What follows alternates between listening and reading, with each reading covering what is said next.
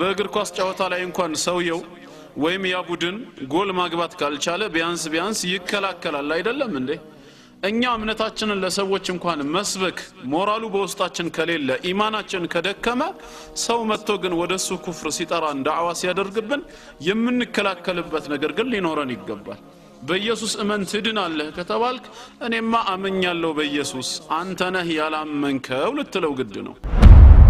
ሰው ሲተኛ 6 ሰዓት ወይም ከዛ በላይ እንቅልፍ ይተኛል ለዛን ያህል ጊዜ ማለት ነው። ቀንም ሲሰራ እንደዛው ዒባዳ በሚያደርግበት ሰዓት ግን 5 ወቅት ሰላቶች እንኳን በግዴታነት የተደነገጉት በደቂቃ ቢሰሉ ከአንድ ሰዓት ይበልጣሉ እንዴ? ከ24 ሰዓት ውስጥ 1 ሰዓቱን ለኔ ዒባዳ አድርግበትና የቀረውን 23 ሰዓቱን ማለት ነው ለራስ ሰጥቻለሁ ብሎ አላህ ሲሰጥ ምን አይነት ሰዎች ነን? እንደው ምን አይነት እድለቢስስ ብንሆን ነው ይሄን ማንጠቀምበት? የጌታችንን ረህመትማ ስፋቱን ትልቅነቱን አይደለም በአላህ ያመኑ ሙእመናን ባሮች ሙስሊሞች ይቅርና ካፊር ቢያውቀው ኖሮ ምንድን ነበር የሚሆነው ነው የተባለው። ኢማሙ ሙስሊም በዘገቡት የሐዲስ ሰንሰለት ነብያችን አለይሂ ሰላቱ ወሰላም ለው يعلم الكافر ما عند الله من رحمة ካፊር አላህ ዘንድ ያዘጋጀውን ምህረቱን ስፋቱን ትልቅነቱን ቢያውቅና ቢረዳ ኖሮ ما قنط احد من جنته አንደኛቸውም ቢሆን ከጀነቱ ተስፋ አይቆርጥም ነበር። ካፊር እንኳን ጀነት ይገባለሁ ይል ነበር ከአላህ ረህመት ስፋቱ የተነሳ ማለት ነው። የብነ አደም የአደም ልጅ ሆይ ይላል እያንዳንዳችንን ሲያናግረን ለው በለገት ذنوبك امام السماء ወንጀልህ ተከምሮ ሰማይ ጣራ ላይ ቢደርስ ነው የተባለው። እንግዲህ ከዚህ እስከ ሰማይ ርቀቱን አስቡት። መቼ ነው የምታገኙት? ሄዳችሁ ማንንም ሊደርስበት የማይችል ነው። ወንጀልህ ተከምሮ ሰማይ ጣራ ቢደርስ አለ። ግን አንተ ጣረቦት ገርገራ ውስጥ አልገባህም ነበርና ثم استغفرتني እባክህ ጌታ ይቅር በለኝ ብለህ ወንጀለኝነት ተሰምቶ ከዛም የኔን የኃጢአት ይቅርታ ምህረት ብትጠይቅ አለ غفرت لك ولا أبالي ምንም ነገር ሳይመስለኝ ይቅርልህ ነበር ነው የሚለው አምላካችን አላህ።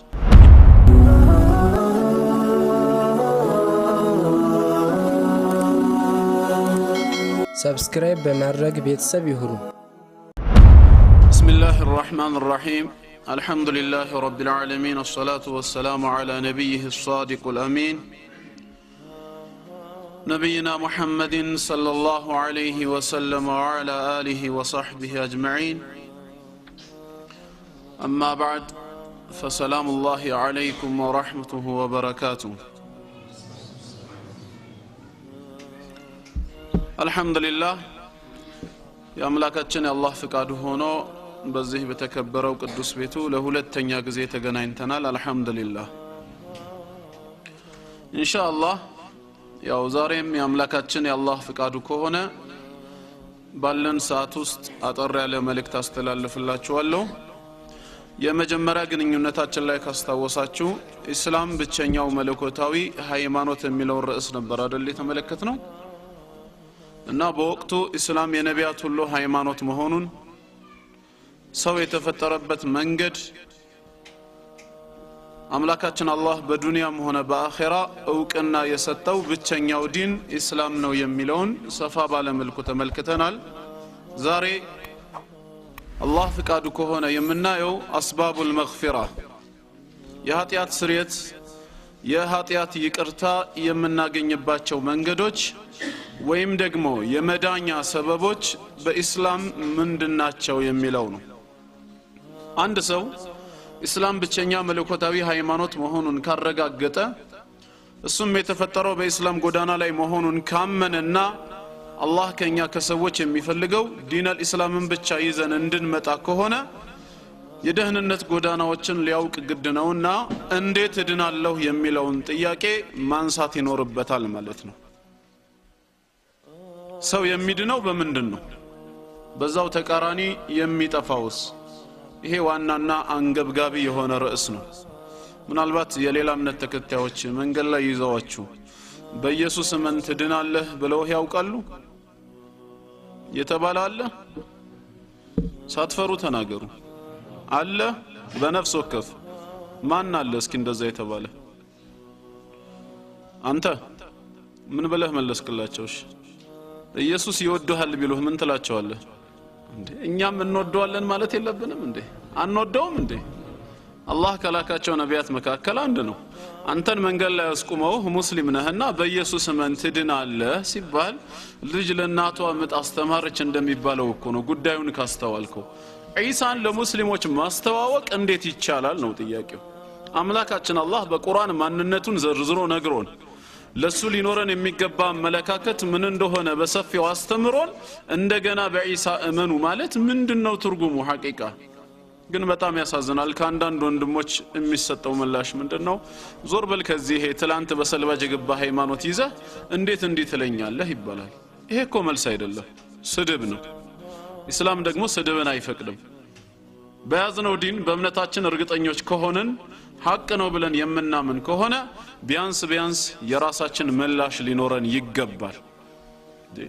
በእግር ኳስ ጨዋታ ላይ እንኳን ሰውየው ወይም ያ ቡድን ጎል ማግባት ካልቻለ ቢያንስ ይከላከላል አይደለም እንዴ እኛ እምነታችንን ለሰዎች እንኳን መስበክ ሞራሉ በውስጣችን ከሌለ ኢማናችን ከደከመ ሰው መጥቶ ግን ወደሱ ኩፍር ሲጠራን ዳዕዋ ሲያደርግብን የምንከላከልበት ነገር ግን ሊኖረን ይገባል በኢየሱስ እመን ትድናለህ ከተባልክ እኔማ አመኛለሁ በኢየሱስ አንተ ነህ ያላመንከው ልትለው ግድ ነው አላህ ገልጾታል ከድንግል የተወለደ ነው ይሄም ያምላካችን የአላህ ሥራ ነው ለእስራኤል ልጆች ነብይና መልእክተኛ ሆኖ የተላከ ነው ባፈጣጠሩ ግን እንደኛው ሰው ነው ከዛ ውጪ ሌላ ሰውም ወይም አምላክ የሚል የተዛባ አመለካከት አልይዝም ባይሆን አንተ በሱ ላይ ያለህን አመለካከት አስተካክለ ተብሎ ሊመከር ወደ እስላምም እንዲመጣ ዳዕዋ ሊደረግለት ይገባል ዒሳ አለይሂ ሰላም ይወደሃል ከተባለ አዎ እኔም በጣም ወደዋለሁ የሚል ምላሽ ነው ልንሰጥ የሚገባው ምክንያቱም የአላህ ነብይ ነው በኒ እስራኤሎችን ከነበሩበት ጨለማ ወደ ብርሃን ሰበብ ሆኖ እንዲያወጣቸው ከአላህ ዘንድ ተልኳል ማለት ነው እና ይሄንን አሁን እናንተን መጠየቅ የፈለኩት ምንድነው የደህንነት ጉዳይ በሚነሳበት ሰዓት ወይ ምናልባት አንዳንድ ሙስሊም ወንድሞች ከካፊሮች ጋር ወደ ዲን الاسلام ዳዕዋ ለማድረግ ስትወያዩ ስለ ደህንነት ከሆነ ርዕሱ ማን ነው የሚድነው የማይድነውና የሚጠፋውስ ማን ነው የሚለው ነጥብ ለማወቅ ኢንሻአላህ ይሄንን ርዕስ ይዤዋለሁ ማለት ነው ስለዚህም የኃጢአት ስርየት የምናገኝባቸው መንገዶች ወንጀል የሚታጠብበት ዘላለማዊ ህይወትን ወይም ጀነትን አላህ ይወፍቀን ይህን ደህንነት የምንጎናጸፍባቸው ነገሮች በእስላም ምንድናቸው የሚለውን አላህ ፍቃዱ ከሆነ ዛሬ እንመለከተዋለን ማለት ነው ለዚህ ሐሳብ ጠቅለል ባለ መልኩ በአንድ የቁርአን አየት በአንድ የቁርአን አንቀጽ ላይ የደህንነት ጎዳናዎች አራት መሆናቸው ተጠቃለው ቀርቦልናል አላህ በሱረቱ ጣሃ ማዕራፍ 20 ቁጥር 82 ላይ ሲናገር وإني لغفار لمن تاب وآمن وعمل صالحا ثم اهتدى وإني لغفار أنا يقرب يهونكن مهرة صفي يهونكو أملاك نين لمن تاب بمتصت ودني لتملس نصحى لقبا توبة لا درجة وآمن كزام امنتن يبلت لا تناكرا وعمل صالحا بأمنتم لاي ملكام سروچن لاسكتلنا ثم اهتدى بزام كن قدانا لاي اسك فتصاميو يصنا استقامة نورت اسك ألت موتو درس يتن مهل مسواتنت كفلو امنتن لا لماسوسد مالتنو بطلاتوች እስከ መጨረሻው ጽናት ላደረገ ሰው እኔ ምህረት ሰፊ የሆንኩ አምላክ ነኝ ይላል አምላካችን አላህ እናም በዚህ አየት ላይ እንግዲህ አራት የደህንነት ጎዳናዎች አሉ እነዚህን አራት ነጥቦች ነው የምንመለከታቸው ማለት ነው ጌታችን ገና ሲጀምር ምንድነው ያለው ወኢኒ ለገፋሩን እኔ ምህረት ሰፊ የሆንኩኝ ይቅርባይ አምላክ ነኝ ይላል አምላካችን አላህ ገፉሩ ረሂም ይቅርባይና አዛኝ ጌታ መሆኑን በቁርአን ውስጥ በብዙ አይነት መልኩ ገልጾልናል ገፋር ወይም ደግሞ ገፉር በሚለው ቅዱስ ስሙ በቁርአን ውስጥ ከሰባ ጊዜ በላይ ተጠቅሶ ነው የምናገኘው ተዋብ የሚለውም ስሙንም እንደዚሁ አፉ ወሚልም ደግሞ ስም አለው ገና ከመንደርደሪያው ያንተን የምህረት ጥያቄ ሳይሰማ በረህመቱ ብቻ ይቅር የሚል ማለት ነው እንደዚሁም ደግሞ አላህ ምንድነው አርራህማን ነው እዝነቱ ለሙስሊሙም ለካፊሩም ኸልቁን ሁሉ ያጠቃለለ ለፍጡራኑ ሁሉ አዛኝ የሆነ አምላክ ነው ስለዚህም ኢንሻአላህ በዚህ ምህረት ላይ ተጠቃሚ እንድንሆን የአላህን ምህረት ለማግኘት ምን መስፈርት ማሟላት አለብን በተባለው ላይ የመጀመሪያ መስፈርት ሆነ የቀረበው ወኢኒ ለገፋሩን ሊመን ታብ በመጸጸት ወደኔ ለተመለሰ ሰው ይላል ተውበት ማለት ነው ማንኛውም ሙስሊም በየትኛውም ሰዓትም ይሁን በየትኛውም ሁኔታ ላይ እያለ ወደ አላህ ተውበት ሊያደርግ ሊመለስ ግድ ነው ማለት ነው ከየትኛውም አይነት ወንጀል ከየትኛውም አይነት ጥፋት መመለስ አለብን ችኩልነት ከሸይጣን ቢሆንም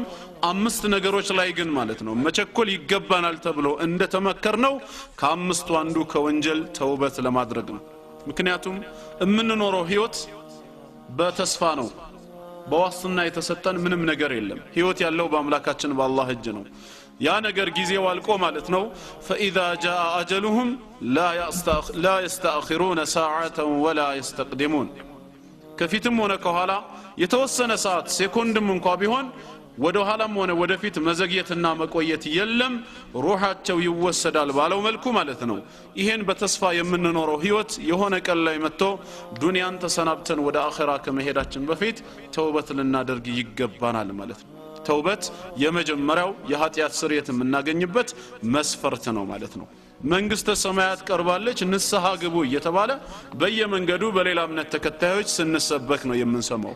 ይሄ አየት ግን መሰረቱ የት ነው ከተባለ በቁርአን ውስጥ ያለ ሐሳብ ነው ስለዚህ ቁርአን ይሄንን በግልጽ ስለሚናገር ገና መንግስተ ሰማያት ቂያማ ቀን ከመድረሱ ሳይሆን እያንዳንዱ ሰው በነፍስ ወከፍ ማለት ነው ገርገራ ላይ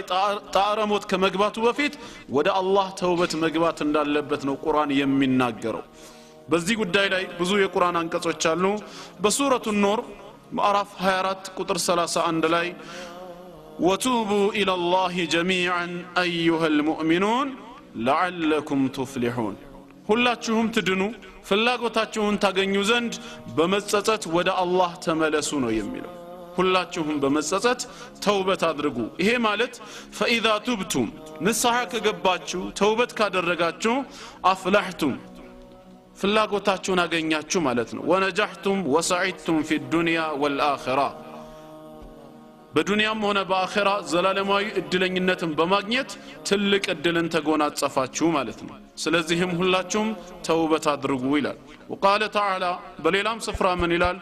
يا ايها الذين امنوا እናንተ በእኔ ብቸኛ ጌትነት ያመናችሁ ምእመናን ባሮቼ ሆይ توبوا الى الله توبة نصوحا እውነተኛ ምህረት ሊያስገኝ የሚችል የሆነው ንስሐ ወይንም ተውበት በማድረግ ወደ አላህ ተመለሱ ትክክለኛ ተውበት መስፈርቱን በመሟላ መልኩ ካደረጋችሁ عسى ربكم ان يكفر عنكم سيئاتكم አላህ ከናንተ ላይ ወንጀላችሁን ሊያብስላችሁ የተረጋገጠ ነው እንደዚሁም ደግሞ ويدخلكم جنات تجري من تحتها الانهار ከስሮቿ የተለያዩ አይነት ጅረት የምትፈስባት የሆነቿን ጀነት ሊያስገባችሁም ቃል ኪዳን ገብቶላችኋል ይህንን ማግኘት ከፈለጋችሁ ሁላችሁም ወደ አላህ እውነተኛ ምህረት ሊያስገኝ የሚችለውን ተውበት በማድረግ ተመለሱ እያለ ነው አምላካችን አላህ ስለዚህም የኃጢአት ስርየትን ማግኘት ዘላለማዊ ጀነትን መጎናጸፍ እውነተኛ መስፈርቶችን አሟልቶ ወደ አላህ ተውበት ያደረገ ሰው ነው ማለት ነው ያው የመስኩ ምሁራኖች ዑለማዎች እንደገለጹት ተውበት አድራጊ የሆነ አካል ተውበቱ ትርጉም እንዲኖረውና ትክክለኛ እንዲሆን የአላህን ትእዛዝ ተዳፍሮ ከሆነ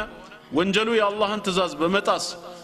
የተፈጸመ ከሆነ ሶስት መስፈርቶችን በማሟላት ወደ አላህ ተውበት ማድረግ ይችላል ነው ከነዚህ ሶስት መስፈርቶች የመጀመሪያው ምንድነው ኢቅላዕ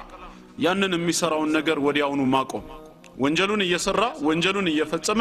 አላህ በማይወደው ተግባር ላይ ሆኖ ማለት ነው ወደ አላህ ተውበት አድርጌያለሁ ተመልሻለሁ ማለት አይቻልም ግዴታ ያንን ወንጀል ወዲያውኑ ማቆም ይገባዋል ይሄ የመጀመሪያው ነው ይህንን ካደረገ በሁለተኛ ደረጃ ምን ይጠበቃል ከሱ ነደም ጸጸት ይጠበቃል ማለት ነው የሰራው ስራ ኸይር ስራ ሆኖ ለሱ እንደ ጀብድ ተሰምቶት ሊያወራው አይገባም ማለት ነው የአላህን ትእዛዝ በመዳፈሩ በአላህ ዲን ላይ ወሰን በማለፉ ጥፋተኛ መሆኑ ሊሰማው ሊጸጸት ይገባል ይህንን ካሟላ በሶስተኛ ደረጃ ደግሞ አዝም ቆራጥነት ሊኖር ያስፈልጋል ካሁን በኋላ ወደዚህ ወንጀል ዘላለም አልመለስም ብሎ ውሳኔ ሊወስን ግድ ነው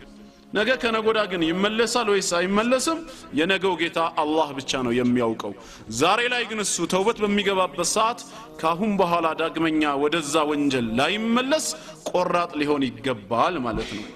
ነገ ግን ሰው ነውና አሁንም ተሳስቶ ሊመለስ ይችላል ወይንም ደግሞ አቋሙ ጠንክሮ ኢማኑ እየበረታ ሲመጣ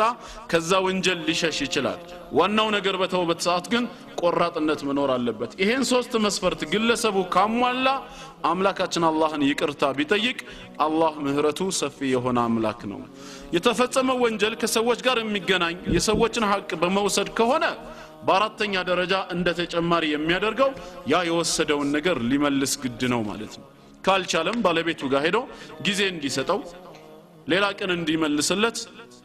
ካልሆነም ያንን የማይችል ከሆነ ደግሞ ከባለቤቱ ይቅርታን ማለት ነው እንዲያገኝ ማድረግ መቻል አለበት ስለዚህም ተውበት በእስላም ይህንን ይመስላል ማለት ነው ሁላችንም ወደ አላህ በመመለስ ተውበት በማድረግ የኃጢያት ስርየት ልናገኝ ይገባናል በሌላ አየት ላይ በሱረቱ አልአዕራፍ ቁጥር 153 ላይ ወለዚነ አሚሉ ሰይአት እነዚያ መጥፎ ስራዎችን የሚሰሩ ሰዎች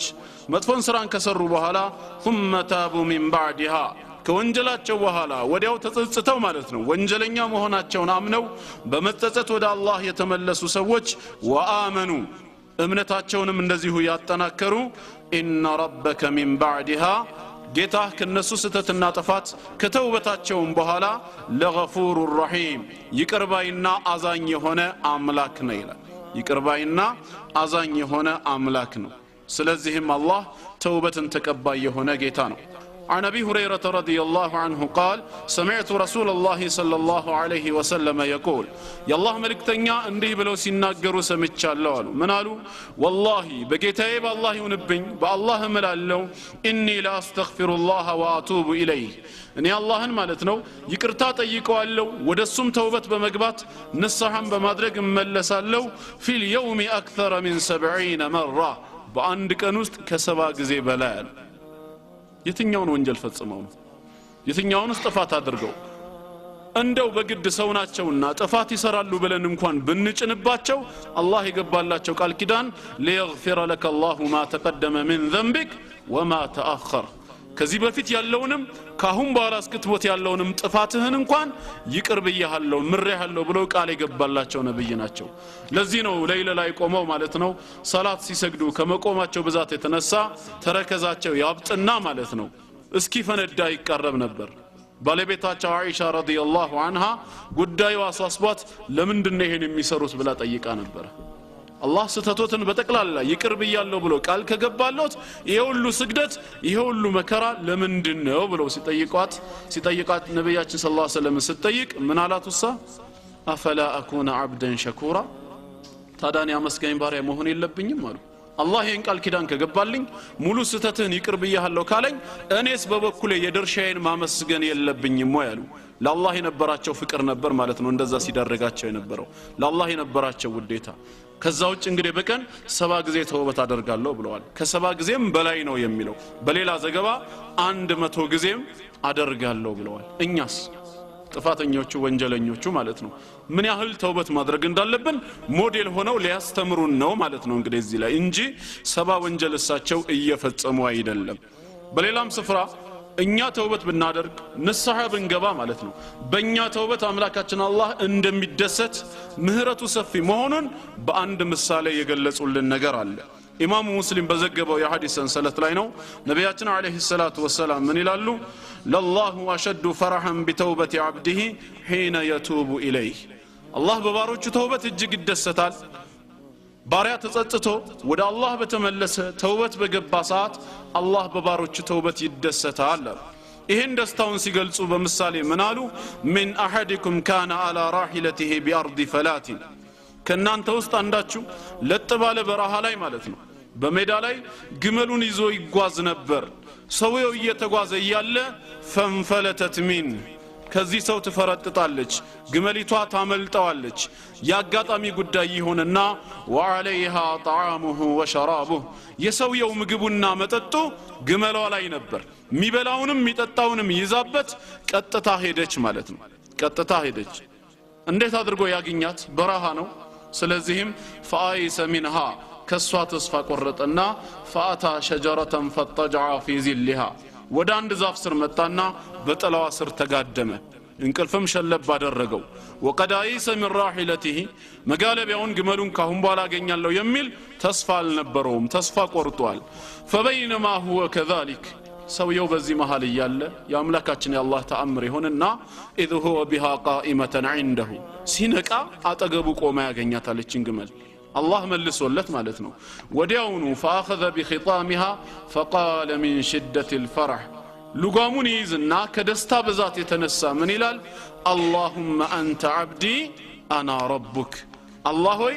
أنت بارينه أني جيتها هنين سو يوم مالت يفلقوا الله هوي أني باريه هنين أنت جيتها للنبر ነገር ግን በወቅቱ የተደሰተው ደስታ ወሰን ስላልነበረው ንግግሩን እንኳን መቆጣጠር አላስቻለውም ነበር ማለት ነው ሰውየው ደስታው እንግዲህ ምን እንደሚሆን ሁላችሁም አስቡት አላህ በባሮቹ ተውበት ከዚህ ሰው የበለጠ ይደሰታል ተብሎ ነው የተነገረው አላህን ማስደሰትስ በራሱ ኸይር ነገር አይደለም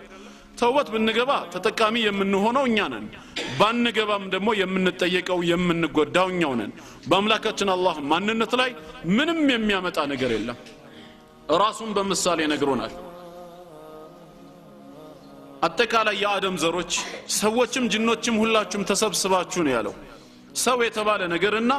አጠቃላይ የጅኒ ስብስብ ሁሉ ተሰብስቦ ልክ አላህን እንደሚፈራ እንደ አንድ እንደ ነብያችን ሰለላሁ ዐለይሂ ወሰለም ልብ ማለት ነው እንደሳቸው ልብ ሆናችሁ ሁላችሁ ምንን ብትፈሩኝ ማዛደ ذلك في ملك شيء ይሄ ተቋዋችሁ ይሄንን የማምለካችሁ ሥርዓት በኔ ንግስና ላይ ምንም የሚጨምረው ነገር የለም ማለት እኔ ነኝ ይያለ ነው ጥንትም አላህ ነው ዛሬም ወደፊትም እሱ ነው የናንተ ዒባዳ የናንተ አምልኮ በኔ ላይ ምንም የሚጨምረው የለም በተቃራኒው ደግሞ ማለት ነው ቀልቡ የደረቀ ሰው ልክ እንደ ፊርዓውን ሆናችሁ ማለት ነው ለዓነቱላሂ ዐለይሂ አጠቃላይ ሰውም ጂኑም እንደሱ ልብ ቢሆን በኔ ንግስና ላይ ምንም የሚቀንሰው የለም ልክ መርፌ ባህር ላይ ተወርውሮ ከባህሩ ሲወጣ ከባህሩ ውሃ ላይ የሚያጎድለውን ያክል እንጂ ይላል ምን ያህል ያጎድላል ተብሎ ቢጠየቅ ምንድነው የሚባለው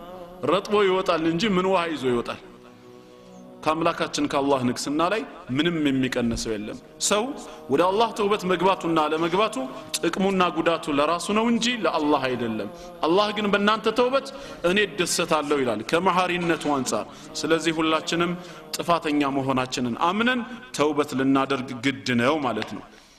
ይሄ የምህረት በር እስከ መቼ ነው ለሚለው ደግሞ በእስላም ተውበት በሩ እጅግ የሰፋ መሆኑ በነብያችን አለይሂ ሰላቱ ወሰለም አንደበት በሰፊው ተገልጿል ምን ብለው አስተምረውናል ኢነላህ የብሱጡ የደሁ ቢልለይል ሊየቱበ ሙሲኡ النهار አላህ በሌሊት የራህመት እጁን ይዘረጋል አሉ በቀን ወንጀል ሲሰሩ ያመሹ ሰዎችን በሌሊት ተነስተው እባክህ ጌታዬ ማረኝ ካሉት ሊምራቸው የራህመት እጁን ይዘረጋል ወየብሱጡ የደሁ ቢልነሃር እንደዚሁም በቀንም የራህመት እጁን ይዘረጋል ሊየቱበ ሙሲኡ الليل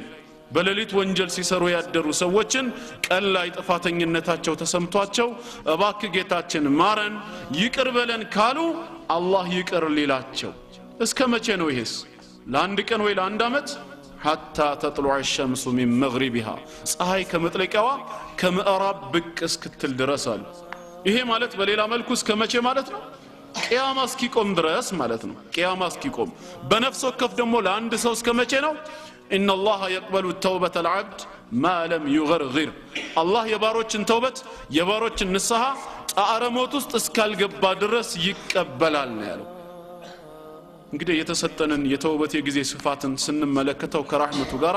والله ምንኛ ታላቅ እድል ነው በዚህ እድል መጠቀም የማይችል ሰው ደግሞ በዛው ተቃራኒ ምን አይነት እድል ቢስ ቢሆን ነው ሰው ሲተኛ 6 ሰዓት ወይም ከዛ በላይ እንቅልፍ ይተኛል ለዛን ያህል ጊዜ ማለት ነው ቀንም ሲሰራ እንደዛው ዒባዳ በሚያደርግበት ሰዓት ግን 5 ወቅት ሰላቶች እንኳን በግዴታነት የተደነገጉት በደቂቃ ቢሰሉ ከአንድ ሰዓት ይበልጣሉ እንዴ ከ24 ሰዓት ውስጥ አንድ ሰዓቱን ለኔ ዒባዳ አድርግበትና የቀረውን 23 ሰዓቱን ማለት ነው ለራስ ሰጥቻለሁ ብሎ አላህ ሲሰጥ ምን አይነት ሰዎች ነን እንደው ምን አይነት እድለቢስስ ብንሆን ነው ይሄን ማንጠቀምበት ስለዚህ ሁላችንም የአላህን የራህመቱን ስፋት ልናውቅ ይገባናል ያ ከመሆኑ ጋር ግን እስከዛሬ የምንሰራው ጥፋት እስከዛሬ የሰራነው ወንጀል ተስፋ ግን ሊያስቆርጥ አይገባ ሙስሊም ተስፋ አይቆርጥ ምናልባት በውጭ ሲባል የምንሰማው በተቃራኒው ነው አይደለም ሌላ አካል ተስፋ አይቆርጥም ሲባል ሰምተን ሊሆን ይችላል ሐቂቃ ግን መሆን ያለበት ሙስሊም ተስፋ አይቆርጥም ነው የምንለው ይሄ ከሌሎች የተዋስነው ከሌሎች የኮረጅነው ቃል አይደለም ወይ ብሎ ሌላው ወንድም ቢጠይቅ አይደለም ባይሆን ከኛ ተኮርጆ ሊሆን ይችላል ክርስቲያን ተስፋ አይቆርጥም የሚል ጥቅስ መጽሐፍ ቅዱስ ውስጥ አለ ወይ ብለ ልትጠይቅ ይገባል ክርስቲያን የሚለው ስም ራሱ 3 ቦታ ነው የተጠቀሰው እናንተስ ተስፋ እንዳትቆርጡ የሚል የቁርአን አንቀጽ አለ ወይ ከተባለ ታዳ በሱረቱ ዙመር ምዕራፍ 39 ቁጥር 53 ላይ አላህ ማን ነው የሚያናገረው ሙስሊሞችን ካልሆነ ቁጥር 53 ላይ ቁል ያ ዒባዲየ الذين اسرفوا على انفسهم እናንተ በነፍሶቻችሁ ላይ ወሰን ያለፋችሁ ድንበር የጣሳችሁ ምእመናን ባሮቼ ሆይ ይላል ላ ተቅነጡ ሚን ረሕመቲላህ መቼም ይሁን መቼ ከአላህ እዝነት ተስፋ አትቁረጡ ነው የሚለው ተስፋ እንዳንቆርጥ እየነገረን ያለን አንድ የመስጂድ አስተማሪ ኢማም ወይም ሌላ ሰው ሳይሆን ማን ነው መሐሪው አምላካችን አላህ ራሱ ነው ከኔ ረህመት ከኔ እዝነት ተስፋ አትቁረጡ ኢነላህ የግፊሩ الذنوب جميعا አላህ ኃጢያቶችን ወንጀሎችን በጠቅላላ ይምራል ነው የሚለው አላህ የማይምረው ወንጀል የለም ለምን ከተባለ ከሱ ረህመት ጋራ የሚስተካከል ወንጀል ሰው ሊሰራ አይችልምና ማለት ነው ኢሳ አለይሂ ሰላም ጌታ ነው ፈጣሪ ነው ከማለት የበለጠ ወንጀል አለ በዚህ ዱንያ ላይ የለም እኮ ከዚህ የበለጠ ምንም አይነት ኩፍር ወንጀል ሊኖር አይችልም በዛ እምነት ውስጥ የነበረ ሰው ግን ተውበት አድርጎ ተጸጽቶ ወደ አላህ ግን ሲመለስ አልኢስላሙ የጅቡ ማ ቀብለሁ ብሎ ነብያችን ሰለላሁ ዐለይሂ ወሰለም እንዳስተማሩት ከዚህ በፊት የነበረው ሙሉ ህይወቱ ታድሶ ገና እንደተወለደ አዲስ ሕፃን ይሆናል ማለት ነው አስፈላጊም ከሆነ አላህ በቁርአኑ ቃል እንደገባው ይበድሉላሁ ሰይአቲሂም ሐሰናት ጭራሽ ወንጀላቸውን መልካም ስራ አድርጎ የሚቀይርላቸው አሉ ምን አይነት ረህመት ነው ስለዚህ የጌታችን ረህመት ከሰዎች ወንጀል ሁሉ ይበልጣል ነው ከሱ ረህመት ጋር ሊስተካከል የሚችል ወንጀል ሰው መስራት አይችልም ከዛ ወንጀሉ ግን ተውበት አድርጎ የገባ ሰዓት ከአላህ እዝነት ተስፋ ሊቆርጥ አይገባም አላህ መሐሪ ነው እያለ ራሱ እየገለጸልን ነው ስለዚህ ሙስሊም ተስፋ አይቆርጥም ካፊር ነው ተስፋ የሚቆርጠው የጌታችንን ረህመትማ صفاتun ትልቅነቱን አይደለም በአላህ ያመኑ ሙእመናን ባሮች ሙስሊሞች ይቅርና ካፊር ቢያውቀው ኖሮ ምንድን ነበር የሚሆነው ነው የተባለው ኢማሙ ሙስሊም በዘገቡት የሐዲስ ሰንሰለት ነብያችን አለይሂ ሰላቱ ወሰለም ለው يعلم الكافر ما عند الله من رحمة ካፊር አላህ ዘንድ ያዘጋጀውን ምህረቱን صفاتun ትልቅነቱን ቢያውቅና ቢረዳ ኖሮ ما قنط احد من جنته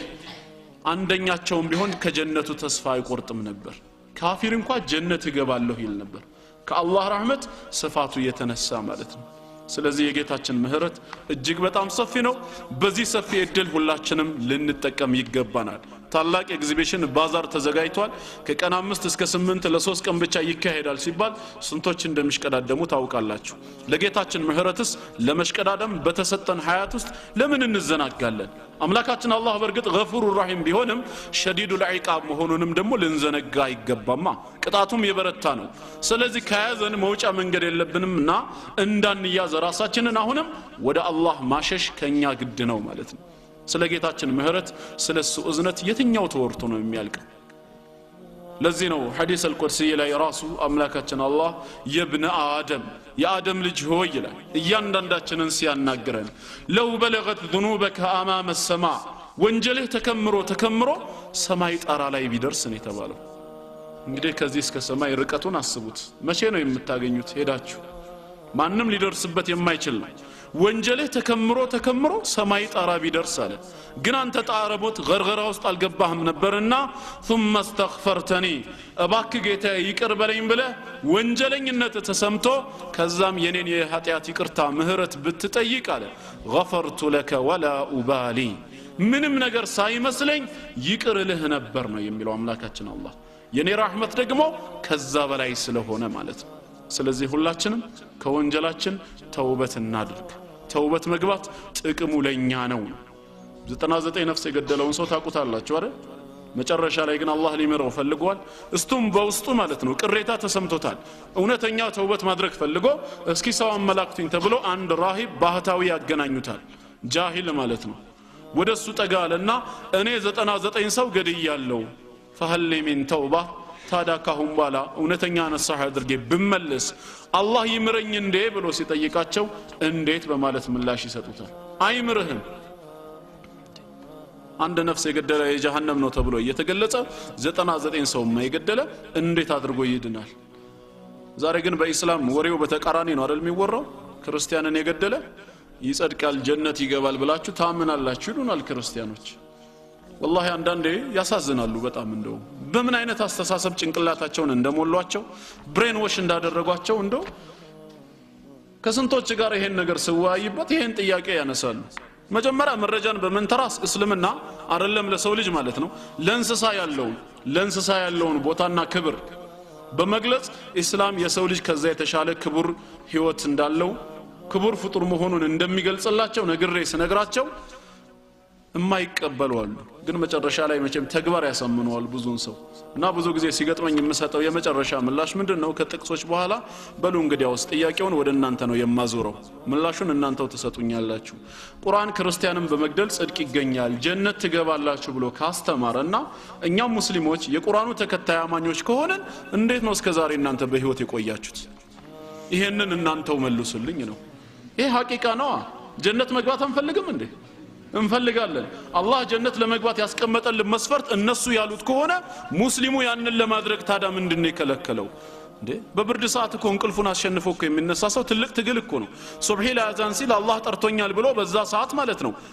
እንዴ ከሚስቱ ቅፍ ወጥቶ እንቅልፉንም አሸንፎ በዛ ብርድ ሰዓት ውዱ አድርጎ ወደ መስጊድ የሚሄደው ምን ፍለጋ ነው እንዴ?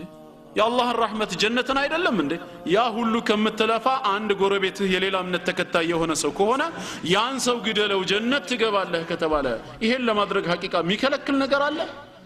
ግን ዛሬ የሙስሊሙ ሁኔታ ሲታይ ከነሱ ጋር በእድርና በእቁብ ተሳስሮ በማህበራዊ ኑሮ አንድም ላይ እየኖረ እንደውም ሙታን ሁሉ እስከ መቀባበር ደረጃም የደረሰ ነው። እንግዲህ እነዚህ ሙስሊሞች ጀነት አይፈልጉም ማለት ነው። ካልሆነስ ጠላቶች የሚያወሩት ወሬ የተዛባ ምንም መረጃ አልባቢስ መሆኑን ይረዱታል ማለት ነው። በዚህ መልክ ሲነገራቸው ብዙዎቹ ይገባቸዋል፣ እውነትም የሚል ደረጃ ላይ ይደርሳሉ። ታዲያ ካልሆነስ? ግን ከሁሉም የሚያሳቀኝ አንድ ክርስቲያን ነው እስከዛሬ ይሄን ስነግረው ይሄንንማ እስከዛሬ ያላደረጋችሁት መንግስት ፈርታችሁ ነው አለ።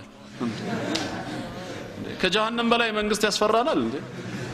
ህግ ፊት እንቆማለን እኛም ይፈረድብናል ብለን ፈርተን ከሆነ እኔ ምን ጨነቀኝ? ጀነት መግባቴ ማለት ነው ከተረጋገጠልኝ አንተን በመግደሌ ካርዱ ከተሰጠኝ እድሜ ልክ እስራት አይደለም ለምን በስቅላት አልቀጣም? ብሞት ወደዛ ነው የምሄደው። ካርዴን ይዤዋለሁ። መንግስት የነጠቀኝ ካርዴን ሳይሆን ምድራዊ ህይወቴን ነው። እዛ ላይ እንግዲህ እንደሚገለጸው ኢስላም ግን ከስሙ ትርጓሜ ጀምሮ የሰላም ሃይማኖት እንደሆነ ሁላችንም የምናውቀው ነው። ስለዚህ የምህረት በሩ በኢስላም እንደዚህ ነው። ታዲያ ይሄም ሰው 99 ነፍስ በማጥፋቱ ምክንያት ነው እንግዲህ እንዴት አንተን ይምራሃል ብሎ ምላሽ ሲሰጠው ታዲያ አንተ ምን ታደርጋለህ ብሎ ራሱን ገደለው። መቶኛ ሆነ ማለት ነው። ግን አሁንም ቅሬታ አለበት ውስጡ። ተውበት ለማድረግ ይፈልጋል። ኋላ ላይ ሲጠይቃቸው አንድ ዓሊም አመላከቱት። ጃሂልና ዓሊምም ያው መለያቸው ይሄ ነው። ዓሊም የጀነትን ጎዳና ነው ሁሌም የሚያመላክተው። ወደሱ ጠጋለና 100 ሰው ገድያለሁ አለ።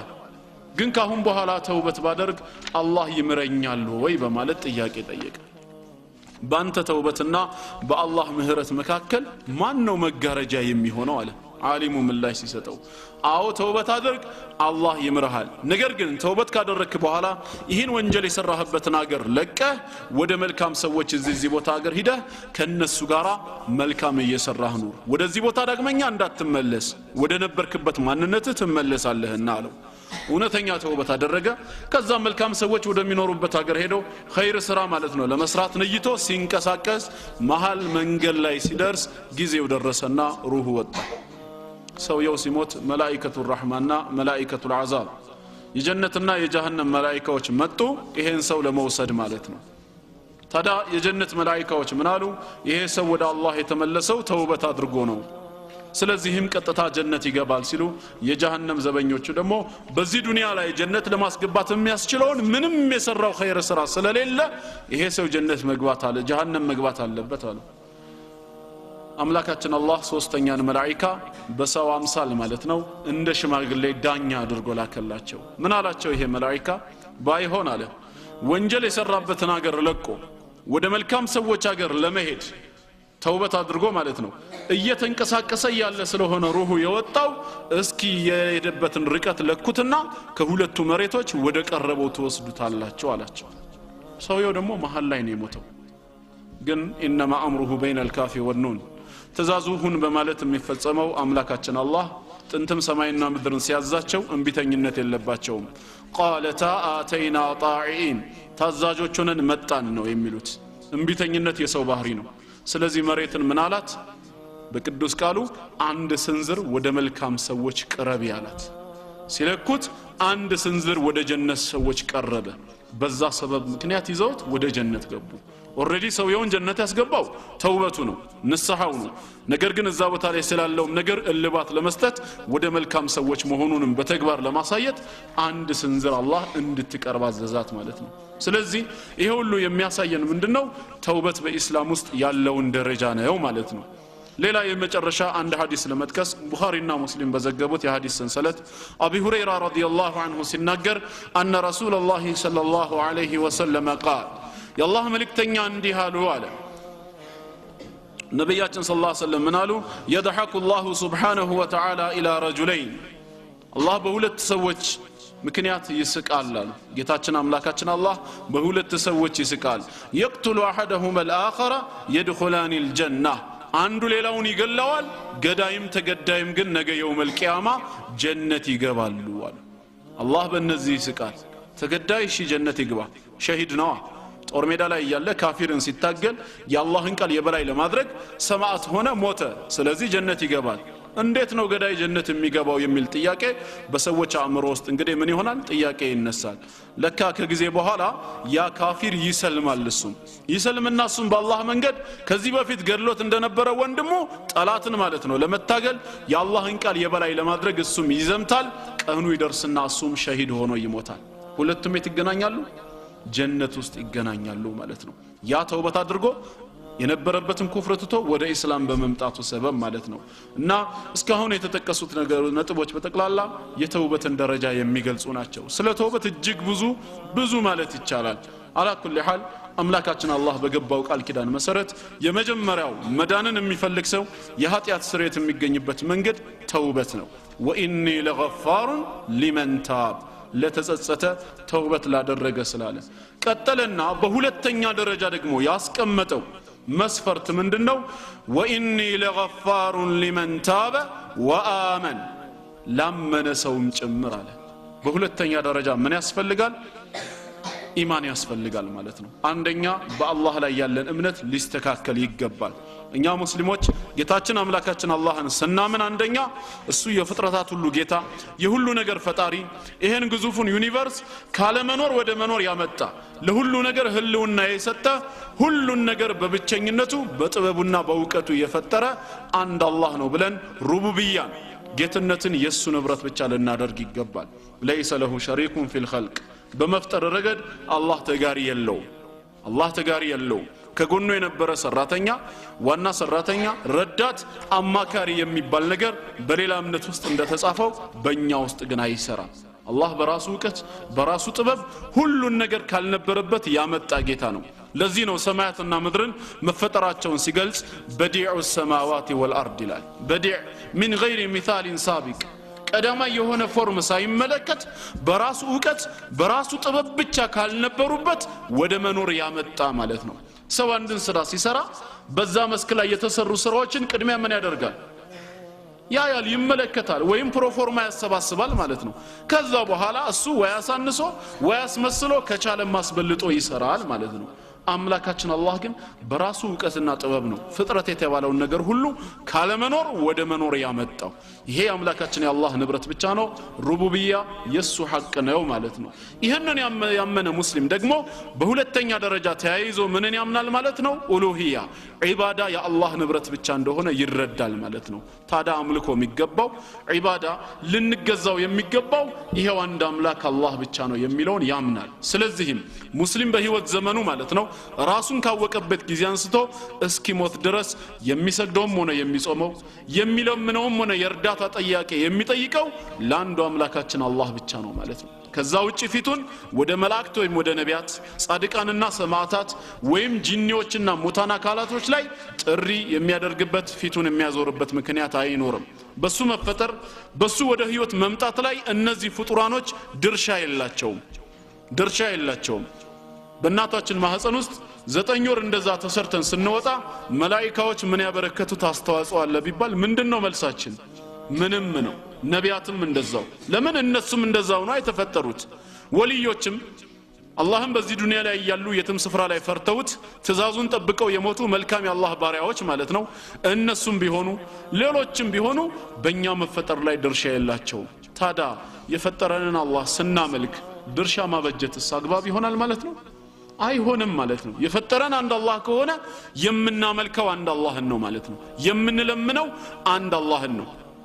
አለበዛ ከወልዮች መካከል አንዱን መርጠን እከሌ ድረስልን የምንለው ከሆነ ቀና በጅተን ማለት ነው ባንተ ይሁንብ የምንለው ከሆነ ከሌሎቹ ታዲያ በምን ተለየን? ዛሬ 19 ነው ቀኑ ጅብሪል ነው ወይም 12 ነው ሚካኤል ነው ብለው በሚካኤልና በጅብሪል ስም ከሚለምኑት በምንድነው እሺኛ የምንለየው? እነሱ በእነሱ ስም ሲለምኑ ሚካኤል ይከተለ ጅብሪል ይከተለ ሲባል ከሐቅ መንገድ ተሳስተዋል ብለን የምናምን ከሆነ በተቃራኒው ያንን እኛ እየሰራ ነው ከሆነስ እንደውም እኮ እነሱ መላእክት ነው እየጠሩ ያሉት ማለት ነው። ስለዚህ ይሄን ነገር ለናስብበት ይገባል ማለት ነው። ሙስሊም በህይወት ዘመኑ በደስታው ሰዓት የሚያመሰግነው አላህን ነው። በችግሩ ሰዓት ደግሞ የእርዳታ ጥያቄ የሚጠይቀው አላህን ብቻ ነው ማለት ነው። ከሱ ውጭ ዒባዳ የሚገባው ማንም አካል የለም ማለት ነው። ሐታ ስንምል እንኳን የሙስሊም መሐላ ግልጽ ነው። ወላሂ ነው አይደለ? ከዛ ውጭ ሌላ መሐላ የለም። እርድና ወይ ግርድና አይባልም። አባቴ ይሙት ማለት ለምንድነው አባቴም ይሞተው ስትምል? ወይንም ደግሞ እጁን ይዘረጋና ሐቂቃ ይሄን ተናግረሃል አዎ እስኪ መታው እጄን ይለዋል። ለምንድነው የሚመታው? አንዳንዶች ሲተረጉሙት ያው ባንተ እጅ ስለበላሁኝ ባንተ እጅ ስለጠጣው አሁን አልዋሽም በዚህ በበላሁበት እጅ ለማለት ነው ይላሉ። ምን ይከለክለዋል ቢመታው? ካሁን ባላንጀራው ይቆማል እንዴ?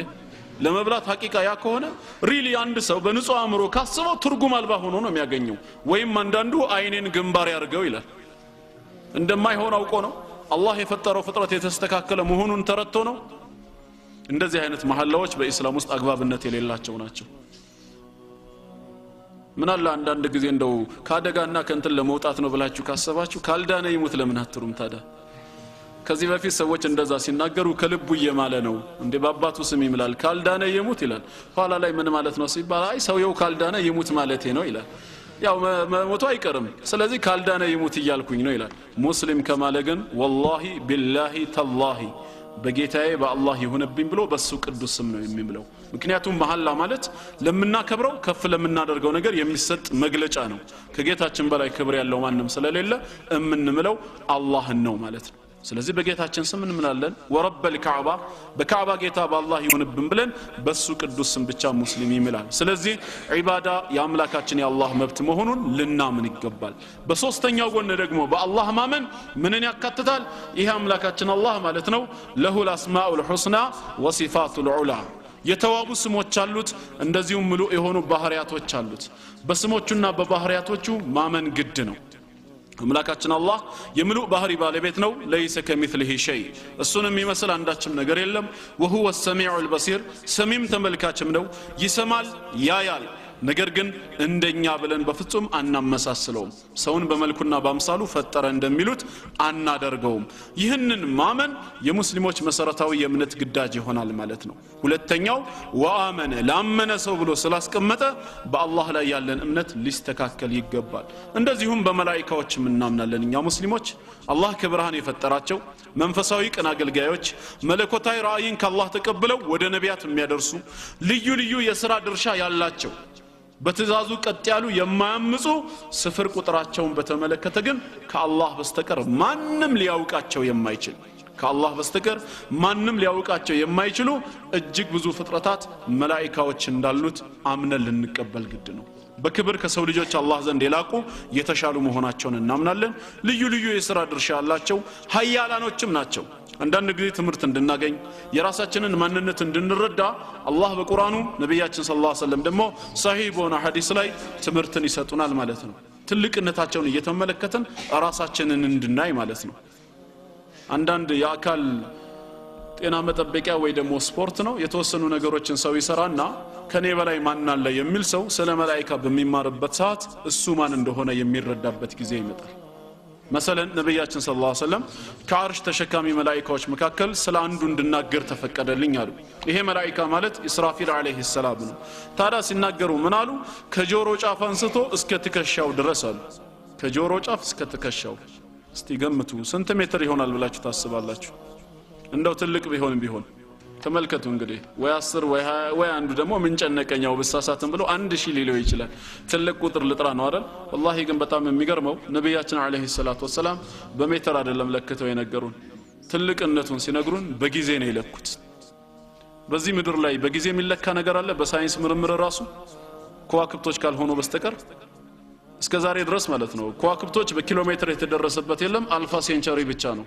ከፀሐይ ቀጥሎ ለምድራችን ቅርብ የሆነ ኮከብ እሱም 4 ላይት ይር ተብሎ በብርሃን አመት ነው የተለካው እንደምንም አንጻራዊ በማድረግ ወደ ኪሎሜትር ሲቀይሩት 42 ቢሊዮን ኪሎሜትር ነው የተባለው ያም አንጻራዊ በሆነ መልኩ ነው ታዳ ስለዚህ ታላቅ መላእክት ነብያችን ሰለላሁ ዐለይሂ ወሰለም ما بين شحمة اذنيه الى عاتقه ከጆሮ ስስ አንስቶ እስከ ትከሻው ድረስ ያለው ርቀቱ አሉ مسيرة 700 عام 700 አመት ያስኬዳል አሁን ተመለሱ እንግዲህ ቀደም ወደ ተባለው ነገር ካሁን በኋላ ቢሊየን ኪሎሜትር ወይ ትሪሊየን ኪሎሜትር ብንለው ከዚህ ጋር ራሱ ምን ማለት ነው አመት ነው የተገለጸው 700 አመት ያስኬዳል ነው የተባለው በምንድነው የምንጓዘው በቀላሉ በፈረስ ጉዞ እንኳን ቢባል 700 አመት ማለት ምን ማለት ነው ጭንቅላታችን ለማሰብ ራሱ 700 አመት ይፈጅበታል ማለት ነው ርቀቱን ለመድረስ ምን አይነት ትልቅ መላእክት ቢሆን ነው ራሱ ከሰባት ሰማይ በላይ ነው እግሩ ደግሞ ከሰባት ምድር በታች ነው የተባለው ትልቅነቱን ሲገልጹት ግን እንደዚህ ኃያል መላእክት ሆነው من عذاب ربهم مشفقون ከጌታቸው ቅጣት የተነሳ ተጨናቂዎች ናቸው ነው የተባለው يخافون ربهم من فوقهم الله ከነሱ በላይ ሲሆን ይፈሩታል ይንቀጠቀጣሉ ويفعلون ما يؤمرون አድርጉ የተባሉትን ሁሉ ያደርጋሉ ተባለ እኔስ ማን ነኝ ማለት አይመጣም ታዲያ በዚህ ሰዓት እኛ ከዚህ መላእክት አንፃር ማን ነን እስኪ ድርሻችን የጎመን ዘር ፍሬ ይሞላል እንዴት ሆኖ ነው የሚሞላው ምክንያቱም የጎመን ዘር ፍሬ ተደርድሮ እኛን ቢሞላ በዛ ቁጥር ልክኛ ብንባዛ አሁንም የሱን 1 ሚሊዮን እንኳን መሆን አንችልም የዚህን መላእክት የፈጠረን አላህስ እነሱን ያዘጋጀው አላህስ ሰው ታራ በአላህ ትእዛዝ ላይ ሲኮራ ማን ሆኖ ነው እንግዲህ በሉጥ አለይሂ ሰላም ዘመን አመፀኞቹን ለማጥፋት ያ መላእክት የወሰደው እርምጃ ምንድን ነበር በወቅቱ የነበረውን ከተማ መሬቱን ህዝቦቹን ከአጠቃላይ ከግንባታዎቹም ከእንስሳዎቹም ጋራ በክንፉ ጫፍ ነበር ያነሳው ሲያነሳም እስከ ተወሰነ ቦታ አይደለም የክብደት ሚዛን ተወዳዳሪዎችን ተመልክታቸዋል አይደለም ከፍተኛው ክብደት ያለውን ነገር ከመሬት እስከ ደረታቸው ወይም ከቻሉ እስከ ጭንቅላታቸው ወደ ላይ ያነሱትና ከዛ ወደው ያወርዱታል አይደለም ጠንካራ የሚባሉት ይሄ አምላካችን አላህ የፈጠረው መላእክት በአንድ ክንፉ ጫፍ መሬትን ህዝቡን በተቀላላ በውስጡ የነበሩትን ግንባታዎችንና እንስሳዎችን ሁሉ ከመሬት አነሳ መሬትን ባንሳት በራሱ ምን አይነት ታላቅ መላእክት መሆኑን ነው የሚገልጸው ያ ብቻ ሳይሆን እስከት ወሰደው ሰማይ ጫፍ ነበር ያደረሰው መላእክቶች የዶሮና የውሻ ጩኸትን እስኪ ሰሙ ድረስ ነው ከዛ በኋላ ነው فجعل عاليها سافلها የስሩን ወደ ላይ አድርጎ ገለበጠው በአላህ ትእዛዝ ሲያጠፋቸው ማለት ነው እንደዚህ አይነት ኃያል የሆኑ መላእክቶች እንኳን አላህን የሚፈሩ ናቸው ማለት ነው ነብያችን ሰለላሁ ዐለይሂ ወሰለም ለምንድነው ሚካኤል ሲስቅ የማላየው ብሎ መላእክቱ ጅብሪል አለይሂ ሰላምን ጠይቀውት ነበር ምን ብሎ መላእክት ሰጣቸው መላእክቱ ጅብሪል አለይሂ ሰላም አላህ ጀሃነም እሳትን ከፈጠረበት ጊዜ ጀምሮ አንድም ጊዜ እንባው ደርቆለት አያውቅም አንድ ቀን እኔ አምጬው ወደ ጀሃነም እሳት ቢከተኝስ ብሎ ከስጋቱ የተነሳ ይላል ይሄ ታላቅ መላእክት ታዲያ والله ሐቂቃ አሁንኛ ምን ኖረው በረህመቱ ነው በስራችን ይሄንን ስንመለከት የእዝነቱ ስፋት ነው والله የሚያኖረን ፀሐይ ይወጣልን ያለው ዝናብ እየዘነበልን ያለው ይሄ መልካም ስራችን ዒባዳችን አይደለም ማለት ነው የሱ ረህመት ነው ስለዚህ አሁንም ይሄ ረህመት ከላያችን እንዳይነሳብን ተውበትና ኢማን ወሳኝነት አለው ማለት ነው እምነታችንን እናድስ እንማር ዲነል እስላምን ምን ላይ እንደቆምን እንወቅ ነገ ከራሳችን ከወንድሞች ከእህቶችም አልፈን ሌሎች ወገኖች ወደዚህ ወደ ህይወት ብርሃን እንዲመጡ ካሉበት ጨለማ እንዲወጡ ሰበብ ልንሆን ይገባል ስለዚህ ኢንሻአላህ ለዛ ሰበብ መሆን የሚቻለው ሰው ሲያውቅ ነው እናም ኢማን ወሳኝነት አለው ማለት ነው በሶስተኛም ደረጃ ኢማን ውስጥ ምን ይካተታል በነቢያቶች ማመን ማለት ነው አላህ ይላካቸው ነቢያት ሁሉ ነብይነታቸውን አምነን እንቀበላለን ላ نفرق بين احد منهم በመሐከላቸው አንለይ አይሁዶች ዒሳ አለይሂ ሰላምን ተከትለው ሙሳ አለይሂ ሰላምን ተከትለው ዒሳ ሲመጣ አስተባብለዋል ክደውበታል አወላለዱንም ጥያቄ ውስጥ ምልክት ውስጥ ከተው የዝሙት ልጅ ነው እስከ ማለት ደርሰዋል ነሳራዎች ዒሳን ተከትለናል ብለው ነብያችን አለይሂ ሰላቱ ወሰለም ነብይ ሆነው ሲመጡ ግን አልተቀበሏቸውም እኛ ደግሞ በተራችን እሳቸው ሲላኩልን የእሳቸውን ነብይነት ተቀብለን ከሙሳና ከዒሳ ወይ ከነቢያት አንዱን ያስተባበልነው አለ የለም ሁሉንም አምነን ተቀብለናል ነቢያት ሁሉ ዕውቅና ያገኙት በነብያችን ሰለላሁ ዐለይሂ ወሰለም ማንነት ውስጥ ነው እሳቸው ሲያስተምሩን ወነብዩና ሐቁን እንዳሉት ሁሉም ነቢያቶች እውነተኞች ናቸው ብለን ልናምን ይገባል መለያየት አይሰራም እዚህ ቦታ ማለት ነው ምክንያቱም በእሳቸው ነብይነት የሚያምን ሰው ለምን አመንክ ተብሎ ቢጠየቅ አጎቴ ስለሆኑ ብሎ ምላሽ አይሰጥም በዘር አንገናኝማ እሳቸው አረብ ናቸው እኛ ደግሞ ሐበሻ ነን ግን ለምንድነው ያመነው አላህ ነብይና መልእክተኛ አድርጎ ለዓለም ረህመት ስለላካቸው ነው ታዲያ በእሳቸው ነብይነት አላህ በላከው ያመነ ሁሉንም ማምኖ መቀበል ስላለበት አላህ የላካቸውን ሁሉ ማመን የሙስሊሞች ግዳጅ ይሆናል ማለት ነው ነቢያትን ሁሉ እንደ ነብይነታቸው እናምናለን ነገር ግን አናመልካቸው በሶስተኛ በአራተኛ ደረጃ ደግሞ የወረዱ መለኮታዊ መጻሕፍትን ማምነን እንቀበላለን ከቁርአን በፊት ቀደምት መለኮታዊ መጻሕፍቶች ለህዝቦች መሪ ሆነው ማለት ነው ለነቢያቶቹ ተሰጥተዋል ነገር ግን እነዛ መጻሕፍቶች የአላህ ጥበቃ ስላልተደረገላቸው ተበርዘዋል ተደልዘዋል ሐቅ ከባጢል ጋር ተደባልቆ ይሄው ዛሬም እስከ ዘመናችን ቆይተዋል ብለን እናምናለን ቁርአን ግን የመጨረሻና ብቸኛው መለኮታዊ መጽሐፍ ስለሆነ እስከ ቂያማ ቀን ድረስ ሌላ የሚላክ ነብይ የሚወርድ መጽሐፍ ስለሌለ አላህ በዚህ ኡማ ላይ ማስረጃውን ለማቆም ቁርአኑን እንዳወረድኩት እኔው ጠብቀዋለሁ ብሎ ቃል ኪዳን በገባለት መሰረት ይሄው እስከ ዘመናችን ተጠብቋል ወደፊትም ተጠብቆ የሚቆይ ብቸኛ መለኮታዊ መጽሐፍ ነው ይሄንን እናምናለን አምስተኛ ከሞት በኋላ ህይወት መኖሩን ሙስሊም አምኖ ይቀበላል ከእንስሳ የምንለየውም አንደኛው ይሄ ነው ብዙ ጊዜ ሰው ከእንስሳ በምን ይለያል የሚል ጥያቄ በትምህርት ቤት ውስጥ ስንጠየቅ ምንድን ነበር የምንመልሰው ምላሽ በማሰብ ይባላል ምን ማለት ነው ግን ማሰብ ማለት በሁለት ነገሮች መካከል መለየት የሚጠቅምን ከሚጎዳ ለይቶ ማወቅ ከሆነ ይህንን የማድረግ ችሎታ እንስሳቶች የላቸውም እንዴ ይሄ ከሆነ እነሱም አላቸው በግቢ ውስጥ የሚያድግ እኮ ውሻ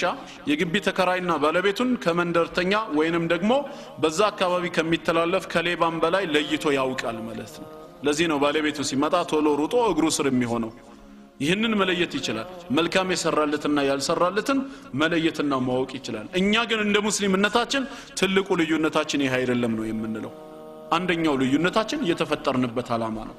እነሱ ሲፈጠሩ ለሰው ልጆች ግልጋሎት ነው የተፈጠሩት ህግና ስርዓት አልተበጀላቸው هو الذي خلق لكم ما في الارض جميعا እንዳለው ለኛው አገልግሎት እንዲሆኑ ተፈጥረዋል እኛ ግን የተፈጠርነው ለዒባዳ ነው ኢምቲሃን ፈተና አለ ማለት ነው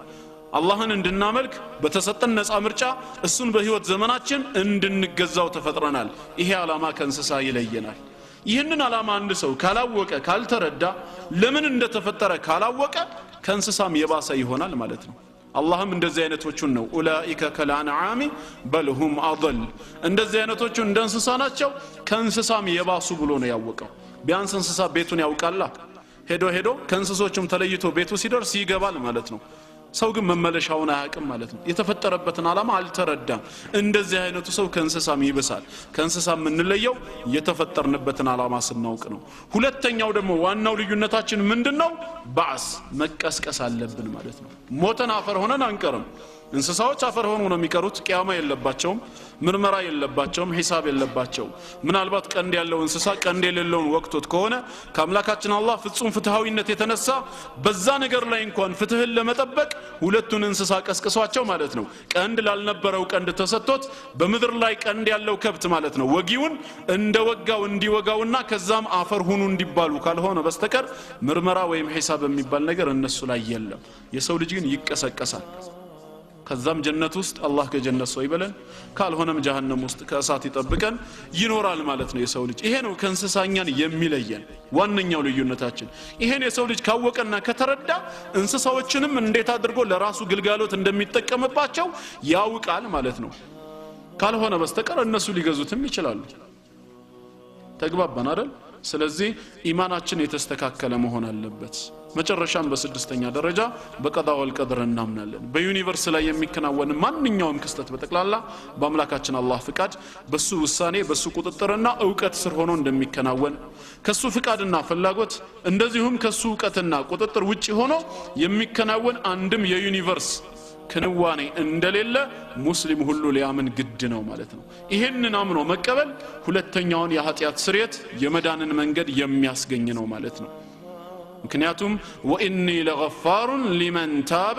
ወአመነ ብሏልና ላመነ ሰው ስላለ ኢማናችን መስተካከል መቻል አለበት ማለት ነው ሌላው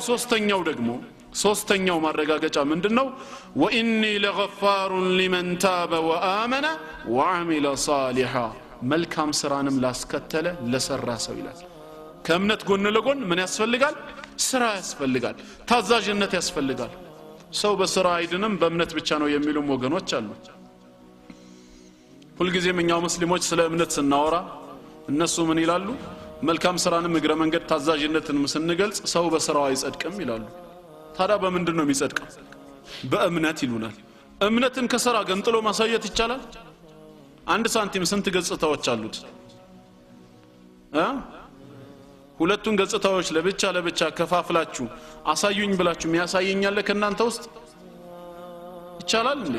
አይቻልም ኢማንና መልካም ስራን አመለ ሷሊሃት እንዴት ተደርጎ ነው የሚለያየው እንዴት ይገነጣጠላል አንዱን ከሌላው እንዴት ለይቶ ማሳየት ይቻላል እንደው መጀመሪያ ኢማን ማለት በራሱ ትርጉሙስ ምንድነው የልብ ዕውቅና ብቻ ነው የዛን ነገር እውነተኝነት ልብ ዕውቅና ሰጥቶ መቀበል ብቻ ነው ውጫዊ ታዛዥነት የሌለው ነው ኢማን የሚባለው ያማ ኢማን ተብሎ አይጠራም ኢማን ብሎ ማለት ማ ወቀረ ፊል ቀልቢ ወሰደቀሁ العمل ልቦና ዕውቅና ሰጥቶት አምኖ ተቀብሎት አካል ደግሞ በታዛዥነት የገለጸው ከሆነ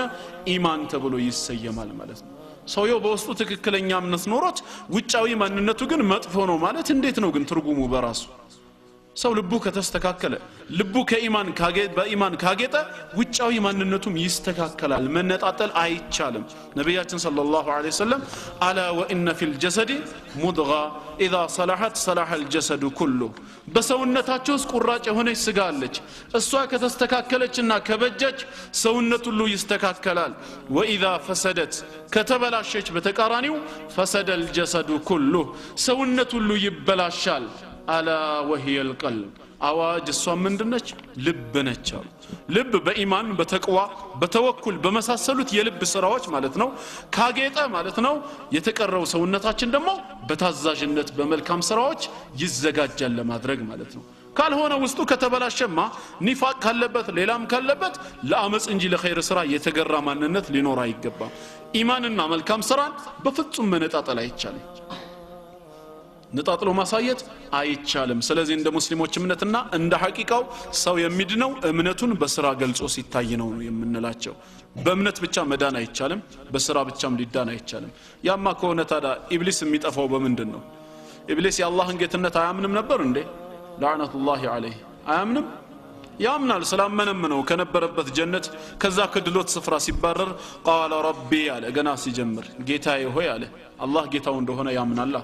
فانظرني الى يوم يبعثون ሰዎች እስከሚቀሰቀሱበት ቀን ድረስ አቆየኝ አለ ህይወትን መስጠት የሚችል ማቆየት የሚችል አላህ ብቻ መሆኑን እሱም ያውቃል ግን ምን ያድርግ ይሄ እምነቱ እውነተኛ እምነት ልቡ ላይ የተረጋገጠ ቢሆን በታዛዥነት ይቀበለው ነበር ሐቂቃ ግን አላህ ካፊር ነው ብሎ ገለጸው ለምን የታዘዘውን ትእዛዝ እምቢ አለ አደምን አለይሂ ሰላም ከሌሎች ነገራቶች ለይቶ አምላካችን አላህ ቀጥታ በእጁ ስለሰራው በእጁ ስለፈጠረው የአክብሮት ስግደት ዒባዳ ሳይሆን የአክብሮትን ስግደት ስጁድን ወረዱ ሲላቸው ሁሉም መላእክቶች ታዘዙ ኢላ ኢብሊስ እነሱ ታዛዥ ሆነው ሲሰግዱ ኢብሊስ ብቻ ቀረ አባ ወስተክበረ ወካነ ሚነል ካፊሪን እምቢ አለ ኮራ በክህደቱና በእንቢተኝነቱ ምክንያት ከካፊሮች ሆነ ይላል ስለዚህ እሱ ለኩፍር የዳረገው የትኛው ነው እንቢተኝነትና ክህደቱ ነው ማለት ነው ኩራቱ ነው ታዛዥነት አለመኖር ነው ተግባባን አይደል ኢብሊስ አንድ ስጁድ እምቢ ብሎ በኩራተኝነት ከጀነት ተባሯል 5 ወቅት ሰላት አልሰግድም የሚል ሰውስ ስገድ ተብሎ ዋጂብ መሆኑን አምኖ እምቢ የሚል ሰው እንግዲህ ምን ይጠብቀዋል የሚለውን ሁሉም ሰው ሊያስብበት የሚገባ ጉዳይ ነው ማለት ነው ስለዚህ ኢንሻአላህ ከኢማን ጎን ለጎን መልካም ስራ ወሳኝነት አለው ማለት ነው መልካም ስራ በደህንነታችን ውስጥ ወሳኝነት እንዳለው ልንነግራቸው ይገባል ሰው ከእምነት ያገለለ ስራ ሊኖረው አይችልም ለዚህ ነው በቁርአን ውስጥ ወደ 66 ቦታ ላይ ኢማንና መልካም ስራ ተያይዞ ሲመጣ ነው የምናየው አላህ በጊዜያቱ እየማለ ሲነግረን ሱረቱል ዐስር ላይ አንድ የተናገረው አለ ሁሉ ነገር ያምላካችን የአላህ ንብረት ነው ሁሉ ነገር በሱ ቁጥጥር ስር ስላለ አላህ በሚፈልገው መማል ይችላል በሚፈልገው ነገር እኛ ግን የሱ ንብረቶች ነን ከሱ ስም ውጪ በማንንም አንምልም ስለዚህ ጌታችን ምን አለ ወልዐስር በጊዜያት እምላለሁ አለ ኢነል ኢንሳነ ለፊ ኹስር ሰው የተባለ በጠቅላላ ከሳራ ውስጥ ነው የዳነ የለም ሁሉም ጠፍተዋል አለ ከዚህ ከሳራ ለመዳን ግን የሚችል ሰው ምን አይነት ነው ኢለለዚነ አመኑ ወዐሚሉ ሷሊሃት እነዛ ያመኑና መልካም ስራዎችንም የሰሩ ሲቀሩ አለ ከእምነት ጎን ለጎን ስራ መኖር አለበት ማለት ነው ከዛም ወተዋሰው ቢልሐቅ ይህንን እውነታ ይህን ታላቅ አደራ ለሰዎች አደራ በማለት መልእክቱን የሚያስተላልፉ ዳዕዋ የሚያደርጉ ምናልባትም በዳዕዋ ላይ እንቅፋት ይኖራልና ችግር በሚገጥማቸው ሰዓት ወተዋሰው ቢልሰብር በትዕግስትም አደራ የተባባሉት ብቻ ሲቀሩ ይላል ስለዚህ ስራ በእኛ ማንነት ውስጥ ትልቅ ለውጥ እንዳለው ልንገነዘብ ይገባል ሰው በእምነትና በስራ ይድናል የደህንነት ጎዳና ነው ብለን እናምናለን በቁርአን ውስጥ በብዙ መልኩ ስለ ኸይር ስራ አምላካችን አላህ ገልጾታል hatta ኃጢያትን እንደሚያስወግድ ኢነል ሐሰናት ይذهبن السيئات ይላል አምላካችን አላህ በሱረቱ ሁድ ላይ መልካም ስራዎችም የሰውን ኃጢያት ያስወግዳሉ የሚለው የሰውን ኃጢያት ያስወግዳሉ አንድ የሰማሁት ነበር ከዚህ በፊት በኢንተርኔት ፓልቶክ ላይ ያው ውጭ ሀገር ከሚገኙ ሙስሊም ወንድሞቻችንና ክርስቲያን ወገኖቻችን ጋር ስንወያይ ነው እና በመልካም ስራ ጉዳይ ላይ ስላለው ሁኔታ እኛ ሙስሊሞች የምናምነውን እምነት ስናብራራላቸው በዛ የሙስሊሞች ሩም ውስጥ ነው ክርስቲያኖች ተራው ደርሷቸው ማይክ ይዘው ምን አሉ በእግዚአብሔር ዘንድ 9 ከ10 የሚባል ነገር የለም ማለት አንዱ ሲናገር ምን እንደሆነ ገብቷቸዋል ለምሳሌ አንተ 10 ነገሮችን ታዘህ 10 ነገሮችን እንድትተገብር ማለት ነው ትእዛዝ መጥቶልህ እሱን ተግብራቸው በአንዱ ብታጠፋ 9 ከ10 የሚባል ነገር በእግዚአብሔር ዘንድ የለም 0 ከ10 ነው የምትባለው አንዱን ካጠፋ ሁሉን እንዳጠፋ ይቆጠራል ስለዚህ ስራ እንድናለን በላችሁ ካመናችሁ 100% ፐርፌክት መሆን አለባችሁ ይላሉ ካልሆነ 9 ከ10 የሚባል ነገር 80 ከ100 የሚባል ነገር የለም ግን ሐቂቃ ይገባችኋል አሁን ይገባችኋል ትረዱታላችሁ ምንስ ማለት እንደሆነ ምን ማለት ነው እሺ ትርጉሙ እንዴ ሰው እንዳቀሙ ነው አይደለም መሄድ ያለበት አላህ لا يكلف الله نفسا الا وسعها ብሏል ነፍስን ከችሎታ በላይ አላስገድድም ማለት እንደተባለው ዘጠኙንም አላህ ወፍቆህ እንድትሰራ ካደረገ ይሄማ ታላቅ እድል ነው እንደተባለው ባንዱ ወደክ ለወደከው ነገር ጊዜ ካለ ኢስቲግፋር ተጠይቀው በትገባለህ እንጂ በቃ ባንዱ ስትወድቅ ምን ሆኗል ዘጠኙም የቀረው እንዴ ምን አይነት አስተሳሰብ ነው ግን ይሄ አላህ ኢና ላ ኑዲዑ አጅረ መን አህሰነ አመላ ያለ ስራውን ያሳመረ ሰው ምንዳውን አናባከንበትም እኮ ያለ ነው አምላካችን አላህ ስለዚህ ኦሬዲ አንተ ታዛዡን መባሉ ትርጉም አልባ ነው ማለት ነው በቃ ታዳኛም ፊት መልኩን እንቀይረውና ጥያቄውን ለምንድነው እናንተ ከኃጢያት የምትርቁት ነው የምንላቸው ያው እነሱ በኢየሱስ ማን እሱ ላንተ ኃጢያት እንደሞተ ካመንክ ትድናለህ ይሉሃል አይደለም ስለዚህ ለኃጢያት የምትርቁት ለምንድነው ስትላቸው አይ ኃጢያት በእግዚአብሔር ፊት አጸያፊ ነው ነገ ያስቀጣሃል ቢሆንም ግን ሰው ነህ አይደለ መሳተህ አይቀርም አይደለ አው አንድ ቀን የሳትክ ቀን ከዚህ በፊት የሰራቸው ኸይሮችን ማብሮ ምን ያደርገዋል ይደመስሰዋል 0 ከ10 ተብሏል መጀመሪያ ወይስ እነሱ ጋር ማርኩ ይለያል ስለዚህ እዛም 0 ከ10 ከሆነበት ኸይር ስራ መስራቱ ምንድነው ጥቅሙ የተራበ ስታገኝ የምታበላው የታረዘ የምታለብሰው ማለት ነው እንደዚሁም ለሌሎች ለችግርተኞች የምትደርሰው አንተ ጋር ምን ጥቅም አለው አይ በእግዚአብሔር ፊት የማገኘው ነገር አለኝ ጥሩ ነገር አለ ካልክ እነዚህን ሁሉ ጥሩ ሰርተ አንድ ቀን ስታጠፋ ስራውንም ሁሉ አብሮ ሊያጠፋብህ ነው እንዴት ነው የሚታሰበው ይሄ ነገር ይሄ ሎጂካሊ የሚያስኬድ አይደለም ስለዚህ መልካም ስራ በሰው ማንነት ውስጥ ቦታ ሊኖረው ግድ ነው ነብያችን አለይሂ ሰላቱ ወሰለም ኢተቂላህ ሐይቱማ ኩንት የትም ስፍራ ላይ ሆነ አላህን ፍራ ነው የተባልከው ያዘዘህን በመታዘዝ የከለከለህን በመራቅ አላህን ፍራ ሰውነህና ታጠፋለህ አይደለም ወአትቢ السيئات الحسنه ወንጀል ሲሰራ ጥፋት ሲሰራ ኸይር ሰራን በጎኑ ወዲያው አስከተል ተምሁሃ ያብስልሃልና ያንን ነገር ያካክስልሃል ያብስልሃልና መልካም ስራን ከመስራት ወደ ኋላ አትበል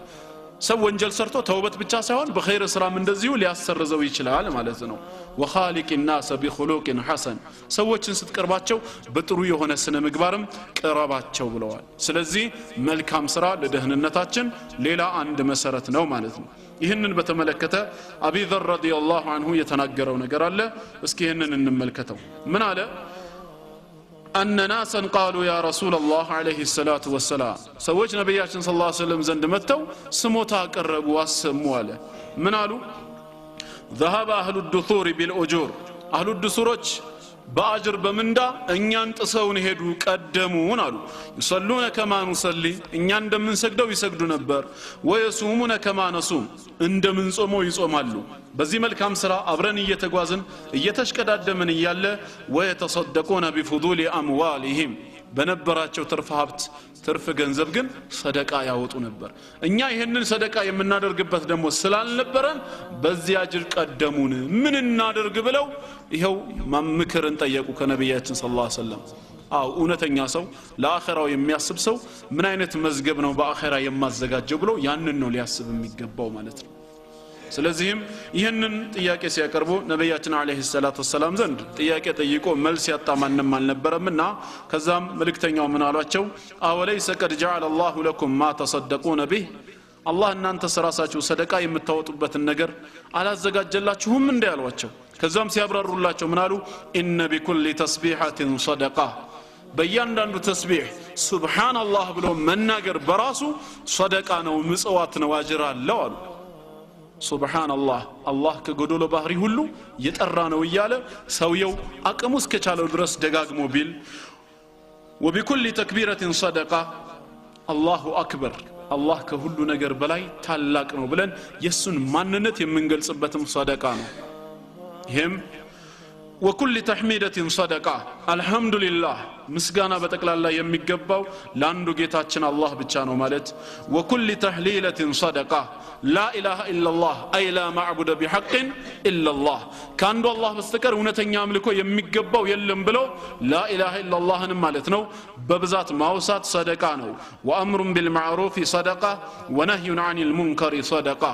ሰዎችን በመልካም ነገር እንዲሰሩ ማዘዝ ከመጥፎ ነገር ደግሞ ማለት ነው እንዲታቀቡ መከልከልም ሰደቃ ነው وفي بضع احدكم صدقة እንደውም ሲያጠናቅቁና ሲዘጉ ምን አሉ ከናንተ ውስጥ አሉ ያው ይሄ ሐዲስ እንግዲህ ትርጉሙም የሚገባቸው ወይም በተግባር የሚጠቅማቸው ላገቡት ብቻ ነው ከናንተ ውስጥ ከሚስቶቻችሁ ጋር መገናኘት ሰደቃ ነው አሉ አጅር አለው አሉ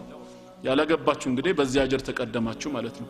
ሱብሃንአላህ አልহামዱሊላህ ላ ኢላሃ ኢላላህ አላሁ አክበር የሚለውን ካገቡ ወንድሞቻችሁ ጋር አብራችሁ ብትልም ወንድሞቻችሁ በዚህ አጅር እየበለጧችሁ ነው ማለት ነው በዚህ ሰዓት አሁን ሰው በጭንቅላቱ ሲያስበው ግራ ሊገባው ይችላል ሰው የራሱን ስሜት ለማርካት ራሱን ለማስደሰት ብሎ ሄዶ ከሚስቱ ጋር ፍራሽ ላይ መተኛቱ እንዴት አጅር ይሆናል ነው አይደል ነገሩ ልክኛ ግራ እንደሚገባን በወቅቱ የነበሩትም ሰሃባዎች ሰው ናቸውና ግራ ገብቷቸዋል ግን ግልጽነት ያለበት ነው እምነታችን ሚስጥርና ወይም ጥያቄ አትጠይቅ ከጠየቅ ትቀሰፋለህ አይደለምና ሰው ያልገባውን ነገር በግልጽ ይጠይቃልና ለዛውም ነብያችን ሰለላሁ ዐለይሂ ወሰለም ነው ሐቅ ነው በሐቅ ማፈር የለም ራሳቸው ነብያችን ሰለላሁ ዐለይሂ ወሰለም ምናሉ ልክ ወዲያው ይሄኛውን ሐዲስ ሲሰሙ قالوا يا رسول الله عليه الصلاه والسلام انت يا الله ملكتኛ ሆይ አሉ ምን ብለው ጠየቁ አያቲ احدنا شهوته ويكون له فيها اجر ከኛ ውስጥ አንዳችን ስሜቱን ለማርካት ብሎ ሚስቱ ጋር ይመጣል ታራ ስሜቱን ለማርካት ብሎ ከሚስቱ በመገናኘቱ አጅር ወይ ምንዳ እንደ ሰደቃ ይቆጠርለታል እንዴ ያሉ አሁን እዚህ ጋር መረጃ አይደለም ያመጡት ቁርአንና ሐዲስን ተንተረሰው አስተሳሰቡን ውድቅ የሚያደርግ ነገር አላመጡም መረጃ ቢያመጡ መረጃን በመረጃ ማስተካከል ይቻላል ጥያቄያቸው የተፈጠረው ከሎጂክ አንፃር ነው አይደል ነብያችን አለይሂ ሰላምም ሎጂኩን በሎጂክ ነው የፈቱት ሲፈቱትም ጥያቄ በማያስከትል መልኩ ነው የፈቱት ታዲያ ምን አሉ እነሱ ስለጠየቁት ጥያቄ ማለት ነው እንዳትረሱ የነሱን ጥያቄ ሰውየው ስሜቱን ለማርካት ብሎ ከሚስቱ ጋር በመገናኘቱ አጅር ይኖረዋል ወይ ብሎ ሲጠይቁ ምን አሉ ነብያችን ሰለላሁ ዐለይሂ ወሰለም አራአይቱም እንግዲያውስ እስኪ እናንተው ንገሩኛ ለው ወضعها في حرام اكان عليه وزر ሴት ልጅ ከጋብቻ ውጪ በሐራም ቢገናኛት ወንጀል አለበት የለበትም ማለት ምንድነው መልሱ በሐራም የተገናኘው ወንጀል ካለበት በሐላል መንገድ የተገናኘውስ እንዴት አጅር አይኖረውም ብለው ምላሽ ሰጧቸው ምን አይነት አስደናቂ ሎጂክ ነው የመለሱላቸው ሌላ ጥያቄ እንኳን ማስከተል የማይችል ማለት ነው ስለዚህ ይሄ ምንን ያሳየናል ማለት ነው በእስላም የኸይር ስራ መንገዶች እጅግ ሰፊ ናቸው ማለት ነው ሁሉ ጊዜ የኸይር ስራ ሲባል ዋና መሰረት የሆኑት ሶላት መስገድ ጾም መጾም ዘካ ወይም ሌሎች ነገሮች እንዳይታየን እነሱ ቤዚክ መሆናቸው ባያጠራጥርም የኸይር ስራ በሮች ግን እጅግ ሰፊ ናቸው ለዚህ ነው ነብያችን አለይሂ ሰላቱ ሰላም እተቁ النار ولو بشق تمرة ያሉት የቴምር ልፋፊ በቴምር ፍሬ ውስጥ ያለው ሽፋኑን እንኳን ማለት ነው ሰደቃ በመስጠት ለአላህ መንገድ ማለት ነው በማዋጣት እሳትን ተጠንቀቁን ያሉት የሚናቅ ነገር የለም በኸይር ስራ በኩል እቺ ምን አላት አይባልም ምክንያቱም በእስላም ኸይር ስራ ጥፍ ድርም መሆን የሚጀምረው ከስንት ነው ወልሐሰነቱ ቢዐሽሪ አምሳሊሃ በ10 እጥፍ ነው የሚባዛው ይሄ መነሻው ነው 10 መድረሻው ግን ስንት ነው ገደቡ አይታወቅም መነሻው 10 እስከ 700 ከዛም በላይ አላህ እንደ ሰውየው ንያ እጥፍ ድርብ አድርጎ ይሰጣዋል እንደው በመንገዳችን ላይ ከአምላካችን ከአላህ ዘንድ አንድን ሐሰና አንድን አጅር ማግኘት ማለት ምን ማለት እንደሆነ ግን እናውቀዋለን ምንድነው አንድ ሐሰና ቁጥሩ አይደለም ሊታየን የሚገባው እዚህ ጋር አንድ መባሉ አይደለም ያ አንድ ምንድነው ነው ከጌታችን ዘንድ የምናገኘው አንድ አጅር ዱንያ ላይ ባለ ነገር ሊተካ ይችላል ነገ የውመል ቂያማ የኸይር ስራ ሚዛኑ ከሸር ስራ ሚዛኑ አንድ ሐሰናት ቢጎልበት የሚሰጣለ እንዴ ዱንያ ላይ ያለው ሁሉ ወደ ገንዘብ ተቀይሮ ልክፈል ቢል የሚያወጣው ነው አይደለም ስለዚህ የጌታችን አንድ ሐሰና ማለት እንግዲህ ዱንያ ከያዘችው ሁሉ የሚበልጥ መሆኑን ልናውቅ ይገባል ማለት ነው ቁጥሩን ሳይሆን ሰጪው ማን እንደሆነ ልንረዳ ይገባል ለዚህ ነው በሌላ ዘገባ ላይ ራሱ አቢ ዘር ረዲየላሁ ዐንሁ በድጋሚ እንዳወራው قال رسول الله صلى الله عليه وسلم لا تحقرن من المعروف شيئا ከመልካም ነገር ማንኛውንም ቢሆን አሳንሰ ልታይ አይገባም ولو ان تلقى اخاك بوجه طليق ወደ መስጊድ ስትገባም ሆነ ስትወጣ ሙስሊም ወንድምህን ፊት ለፊት ስትገናኘው እንኳን ፈገግታ በተሞላበት ፊት ተገናኘው ይሄም ሰደቃ ነው ለዚህ ነው አንዳንድ ምሳሌ ሲጠቀስ ከፍትፍቱ ፊቱ ይባላል አይደል ምንጩ እንግዲህ ማን ነው ማለት ነው የዚህ ምሳሌ ሐዲስ ነው ማለት ነው ከሐዲስ የወጣ ነው በመልካም ፊት በጥሩ ፈገግታ መገናኘትህ ለዛ ወንድም ሰደቃ ነው አለበዛ ተቆጥተ ተኮሳትረ ፊት ለፊት ስትመጣ ቀልቡ ቢሰበርስሽ ምን አርጊው ነው ምን አልኩት ይሄን ያህል ብሎ ወደ ኋላ ያስባል ቀልቡ ላይ ጥላቻ አድሮበት የባዘ ቢሸሽህስ ግን ፈገግታህን አይቶ ምናልባት እሱ እንደው ማጥፍቻለሁ ብሎ የነበረም ነገር ካለ ያንንም የሚያስረሳው ሊሆን ይችላል ለዚህ ነው ከነብያችን አለይሂ ሰላቱ ሰላም ፊት ላይ ፈገግታ ጠፍቶ አይታወቅም የተባለው የግድና የምር ሆኖ በአላህ ድንበር ላይ ወሰን ሲጣስ ለአላህ ካላቸው ቃት የተነሳ ካልተቆጡ በስተቀር ፊታቸው ራሱ በፈገግታ የተፈጠረ ፊት ነው ነገር ግን እንደዛውም ደግሞ በጣም መጨረሻ ጣራይነ ካሳቀንም ስቀው አያውቁ ፈገግ ሲሉ ጥርሳቸው ይታያል ቅንጣጤ ጥርሳቸው እስኪታይ ድረስ አንዴ ነው ሁለት ጊዜ ብቻ ነው የሳቁት ከዛ ውጪ የአኺራውን ሁኔታ ደግሞ ሲታሰብ ጉዳዩ የሚያስቅ አይደለም ፈገግታ ግን ከሙስሊም ፊት የሚጠፋ መሆን የለበትም ይሄ ምንድነው ሰደቃውና ማለት ነው